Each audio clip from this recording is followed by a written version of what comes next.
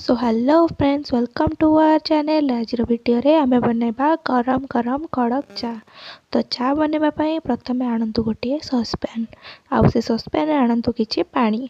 मु इस्थि ससपैन रे आनिछि 2 कप पानी। तापरे ससपैन को आपण गैस रे बसंतु। तापरे सेथिरे ऐड करंतु किछि गोलमरिच गुंड। तापरे ऐड करंतु किछि चा पत्ती। तापरे किछि अदा को छेची सेथिरे ऐड करंतु। तापरे ऐड करंतु सेथिरे किछि मिल्क पाउडर। मु एठी ऐड करिछि 2 चम्मच मिल्क पाउडर। ध्यान रखिबे मिल्क पाउडर ऐड कला बेले पानी अधिक गरम न थाए जेमिति। तापरे मिल्क पाउडर को भलो भाबरे फेंटी गैस रो फ्लेम को हाई रखी किछि समय फुटै देबे। तापरे गैस रो फ्लेम को लो रखी किछि समय छाड़ी दियंतु। तापरे प्रस्तुत हो गला चा। तापरे चीनी पकाई सर्व करंतु गरम गरम कड़क चा। धन्यवाद।